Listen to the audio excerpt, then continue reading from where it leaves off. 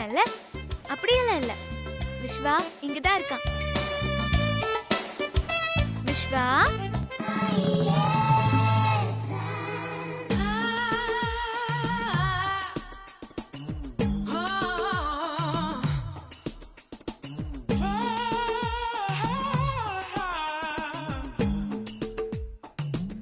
எங்க இதே கோபத்தோட போய் பைரவி அத்தை கிட்ட விஸ்வா இங்கதான் இருக்கான்னு சொல்லு பாப்போம். அவ எப்படி சொல்லுவா? சொன்னா இன்னொரு கண்ணமும் பழுக்குமே.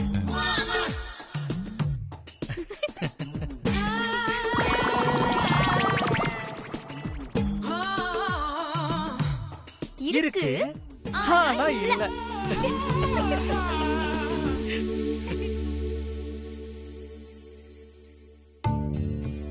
என்னங்க சாப்பிட வாங்க.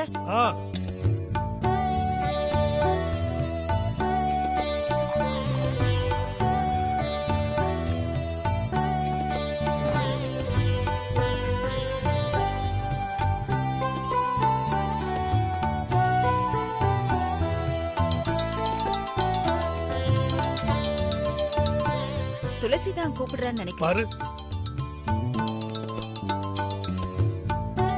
போன் எடு. நீங்க சாப்பிடுங்க.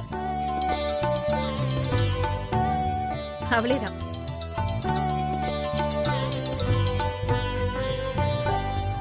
சொல்லு துளசி. சிவகாமி, நீ கொடுத்து அனுப்பின சக்கரை பொங்கல் சூப்பர். அப்படியா? ஆமா சிவகாமி, உனக்கு ஒண்ணு தெரியுமா? அந்த சக்கரை பொங்கலால இங்க இனிப்பான நிறைய விஷயங்கள் நடந்துச்சு. என்னடி சொல்ற? இருங்க வர. துளசி, இப்ப சொல்லு, என்ன நடந்துச்சு? ஃபர்ஸ்ட் விஸ்வா எனக்கு பொங்கல் ஊட்டி விட்டான். அத லக்ஷ்மி பார்த்துட்டு அத்தைய கூட்டிட்டு வந்துட்டா. ஐயோ, அப்புறம் என்ன நடந்துச்சு துளசி? நீ இப்படி பதறதுக்கு எல்லாம் வேலையே இல்ல. அத்தை வரத்துக்குள்ள ராஜன் மாமா உள்ள வந்து எங்க 2 பேரையும் காப்பாத்தணுமேனு விஸ்வாவ ஒளிஞ்சுக்க சொல்லிட்டு அவரு என்ன கூட்டி விட்டாரு. என்னடி சொல்ற? அண்ணன் உனக்கு பொங்கல் ஊட்டி விட்டாரா? ஆமா சிவகாமி, மாமா கையால பொங்கல் சாப்பிட்டது ரொம்ப சந்தோஷமா இருந்துச்சு. அதுக்கப்புறம் மாமா எனக்கு ஊட்டி விடுறத பார்த்துட்டு அத்தை எதுவுமே சொல்ல முடியாம வீம்புக்குன்னு லக்ஷ்மிக்கு ஊட்டி விட்டாங்க.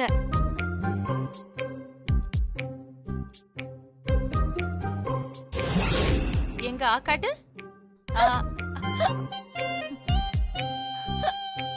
ஆக்காட்டு, ஆக்காட்டுடி, ஆக்காட்டு.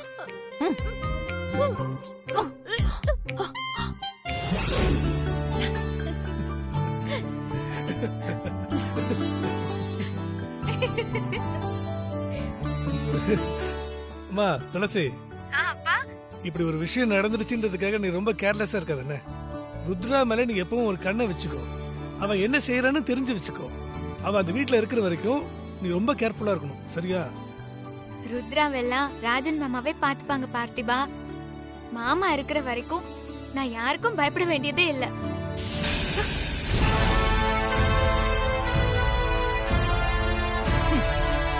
எப்படி எப்படி? ராஜன் மாமா இருக்கிற வரைக்கும் நீ எனக்கு பயப்பட போறது இல்லையா?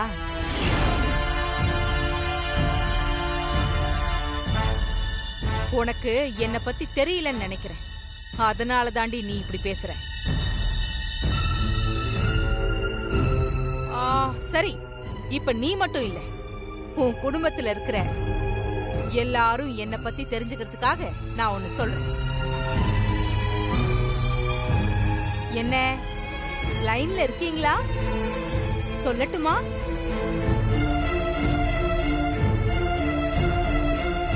ஹலோ ஹலோ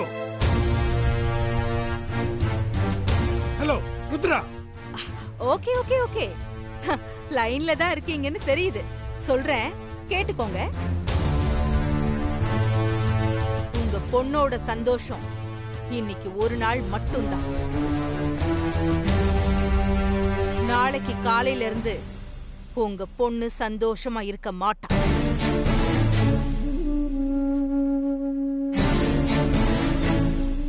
இவ்ளோ நாளா நாம ஆசைப்பட்டதெல்லாம் ஒரே நாள்ல இல்லாம போயிடுச்சேன்னு புலம்புவா.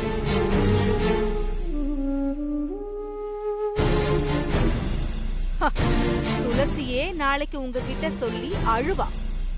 அவளுக்கு ஆறுதல் சொல்றதுக்கு ரெடியா இருங்க. ஹலோ ஹலோ ருத்ரா, என்னங்க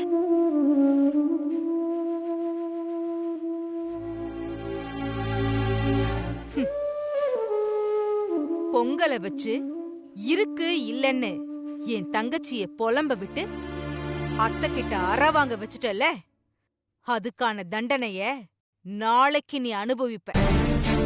பிரச்சனை உனக்கும் எனக்கும் தான். நீ எதுக்கு என் அப்பா அம்மா கிட்ட பேசுற? உன்னை பெத்தது அவங்க தானே. நீ அழுதா ஃபர்ஸ்ட் துடிக்கிறது அவங்க தானே.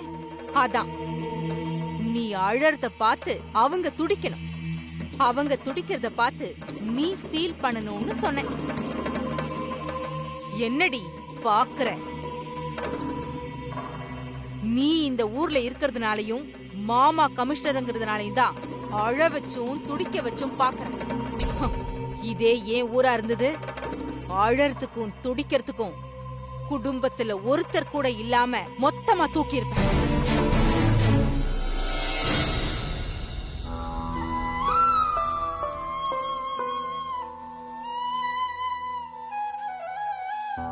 சிவகாமி, அவ சொன்ன மாதிரிலாம் எதுவும் நடக்க போறது இல்ல. ஏன் தேவையில்லாம நீ குழப்பிட்டு இருக்க? இல்லங்க, எனக்கு என்னமோ அந்த ருத்ரா பேசுறதெல்லாம் பார்த்தா அவ ஏதோ பிளான் பண்ணி வச்சிருக்கான்னு தான் தோணுது. அதெல்லாம் ஒண்ணும் இல்ல, அவ சும்மா மிரட்டுறதுக்காக சொல்றா. இது பாரு, நான் போலீஸ் டிபார்ட்மெண்ட்ல இருக்கிறேன், எனக்கு நல்லாவே தெரியும் இப்படி சொல்றவங்கள செயல்படுத்த முடியாது. அதுவும் நம்ம துளசியை யாரும் எதுவும் பண்ண முடியாது. நீ தைரியமா இரு. இது பாருங்க, உங்கள மாதிரி எல்லாம் என்னால தைரியமா இருக்க முடியாது. எனக்கு என்னமோ அந்த ருத்ராவால நம்ம துளசிக்கு ஏதாவது ஆயிடுமோன்னு ரொம்ப பயமா இருக்குங்க. ஐயோ சிவகாமி, ராஜன் மாமா அங்க இருக்காங்க. துளசிக்கு எதுவும் ஆக விடாம அவங்க பாத்துப்பாங்க. நீ மனசு போட எதுவும் குழப்பிக்காத. வா, நம்ம இந்த ரெஸ்ட் எடு. வா.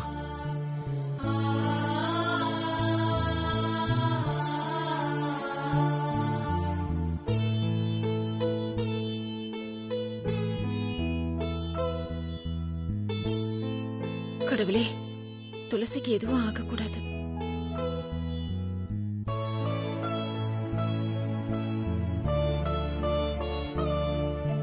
போ.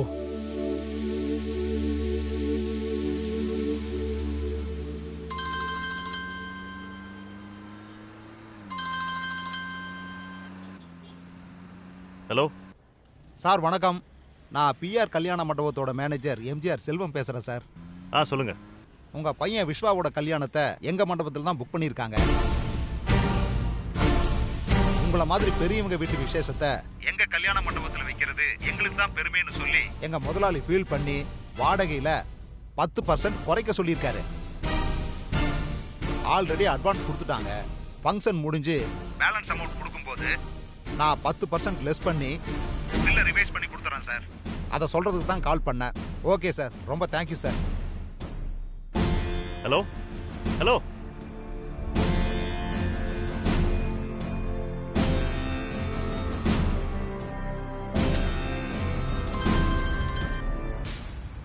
ஹலோ பெரியவாளுக்கு வணக்கம். நான் சுவாமிநாத ஐயர் பேசுறேன். உங்க மகன் கல்யாணத்துக்கு புரோகிதம் பண்றதுக்கு என்னதான் புக் பண்ணிருக்கா. அது மட்டும் இல்ல, இன்னும் 90 நாள்ல கல்யாணம் நடக்கணும்னு தேதியை குறிச்சு கொடுங்கன்னு சொல்லிட்டு போனாங்க. தேதியை குறிச்சுட்டேன், சொல்லிட்டுமா? ஐயரே, என் பையனுக்கு இப்ப கல்யாணம் பண்ற ஐடியால நாங்க இல்ல. உங்ககிட்ட யாரோ என் பேரை யூஸ் பண்ணி போய் சொல்லிட்டு போயிருக்காங்க. அப்படியா? ஆமா ஐயரே. பாத்தேடா, கமிஷனர் பேரையே சொல்லி சீட்டிங் பண்ற அளவுக்கு எல்லாருக்கும் இப்ப தைரியம் வந்துருது. ஆமா ஐயரே. சரி, உங்ககிட்ட புக் பண்ணது யாருன்னு டீடைல்ஸ் ஏதாவது கொடுத்தாங்களா? உங்க வீட்டு அட்ரஸ், ஃபோன் நம்பர் தான் கொடுத்தாங்க, வேற எதுவும் கொடுக்கலையே.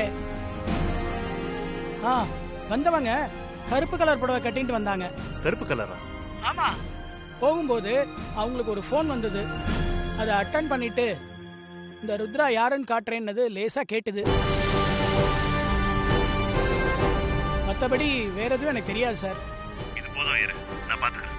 மறுபடியும் அவங்க உங்ககிட்ட கல்யாண விஷயமா வந்தாங்கன்னா முடியாதுன்னு சொல்லிடுங்க. சரி சார், அப்படியே சொல்லிடுறேன்.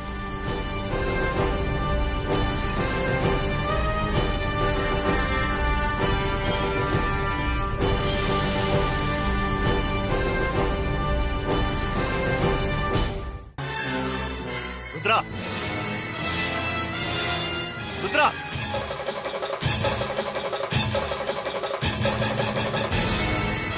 பைரவி, என்னங்க?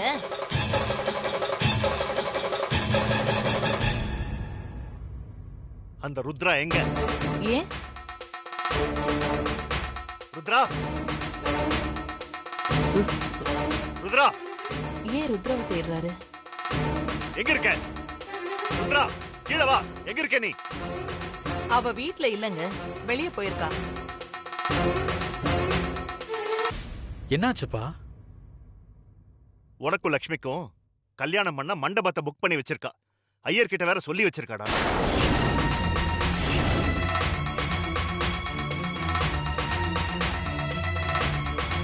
என்ன மாமா சொல்றீங்க? ஆமாமா, என்ன நினைச்சு இதெல்லாம் பண்ணிட்டு இருக்காங்கன்னு தெரியல.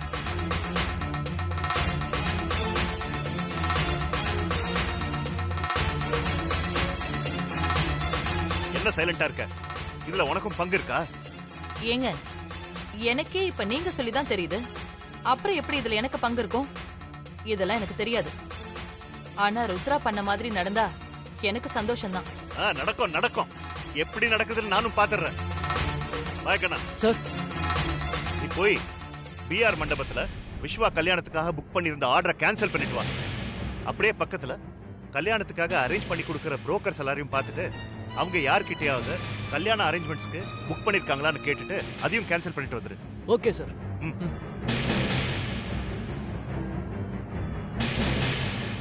அவருக்கு எவ்வளவு தைரியம் இருந்தா என் பேர்லயே மண்டபத்துல இருந்து எல்லாத்தையுமே புக் பண்ணிருப்பா. வரட்டும்.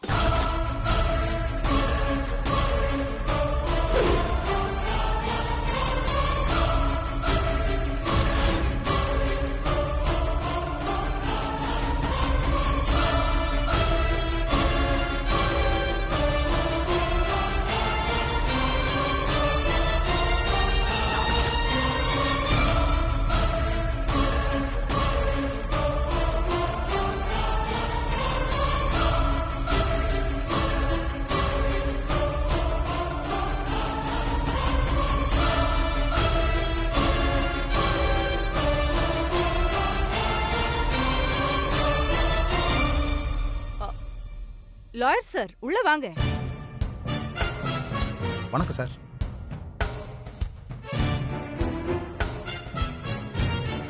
அந்த பத்திரத்தை கொடுங்க.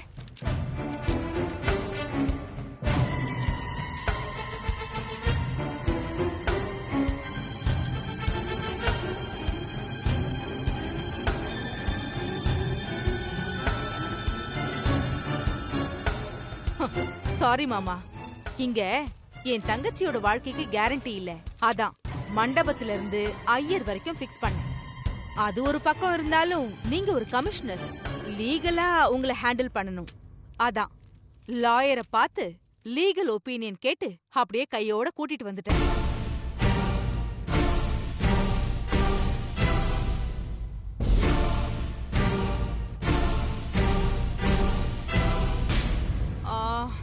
லாயர் சார், நான் பண்ணி வைக்க போற கல்யாணத்துல என்ன சிக்கல் இருக்கு, எப்படி என் தங்கச்சியோட கல்யாணத்தை நடத்தலான்னு நீங்களே சொல்லுங்க. சிக்கல் எல்லாம் ஒண்ணு இல்ல மேடம். இந்த கல்யாணம் எங்க சம்மதத்தோட தான் நடக்குது. இதுக்கு பெத்தவங்க நாங்க எந்த எதிர்ப்பும் சொல்ல மாட்டோம்னு பத்திரத்துல கையெழுத்து போட்டு கொடுத்துட்டா போதும். சிக்கல் இல்லாம கல்யாணத்தை முடிச்சிடலாம்.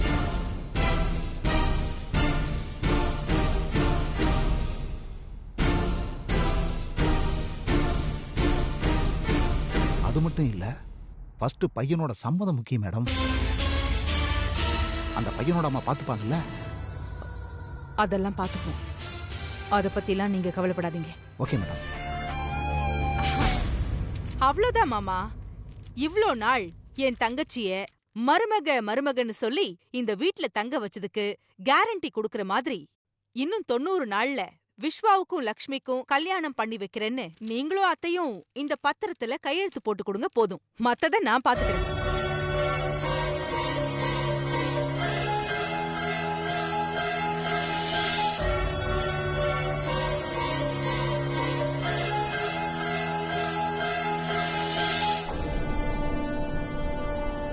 லாயரை கூட்டிட்டு வந்தா நான் கையெழுத்து போட்டுருவேனா? அது இந்த ஜென்மத்துல நடக்காது.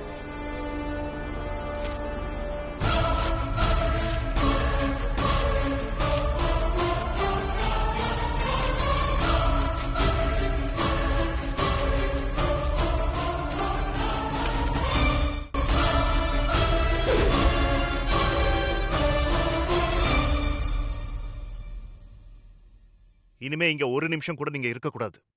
இந்த கல்யாணத்துல எனக்கு விருப்பம் இல்ல. உங்களால என்ன பண்ண முடியுமோ அதை லீகலா பாத்துக்கங்க ப்ளீஸ்.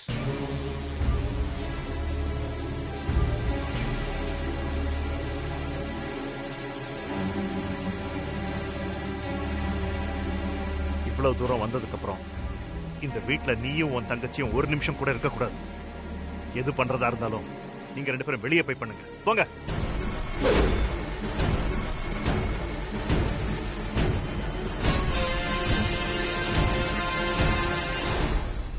அவங்க எங்க வெளியில போனோம்? அதெல்லாம் போக மாட்டாங்க. இது பார் பைரவி, நீ எல்லாம் மீறி போயிட்டு இருக்க. இவங்க பண்றது எந்த அளவுக்கு கொண்டு போய் விடோன்னு தெரியாம நீ இவங்களுக்கு சப்போர்ட் பண்ணிட்டு இருக்க. தெரியுங்க, விஸ்வாவுக்கும் லக்ஷ்மிக்கும் கல்யாணம் நடக்கிறதுல கொண்டு போய் விடும்னு தெரிஞ்சுதான் நான் சப்போர்ட் பண்ணிட்டு இருக்கேன். எனக்கு தேவை விஸ்வாவுக்கும் லக்ஷ்மிக்கும் கல்யாணம் நடக்கணும். நான் இவ்ளோ நாள் லக்ஷ்மியை என் வீட்டோட மருமகன்னு சொல்லிட்டு இருந்தேன். ஆனா அது வெறும் வார்த்தையா போகாம அவங்களுக்கு வாழ்க்கையா மாறணும்.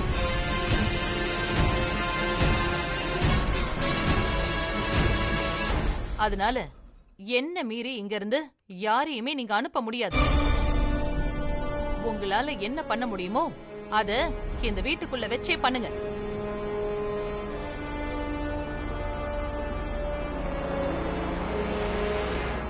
ருத்ரா, அவர் கையெழுத்து போடலன்னா என்ன, நான் கையெழுத்து போடுறேன். இப்பவே போடுறேன். போய் இன்னொரு பத்திரத்தை ரெடி பண்ணி எடுத்துட்டு வா.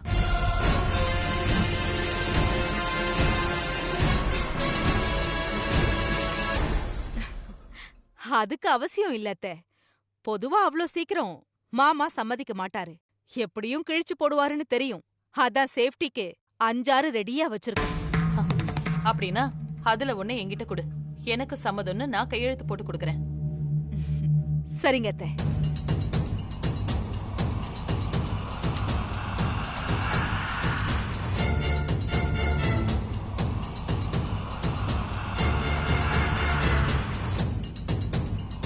இந்தாங்க அத்தை.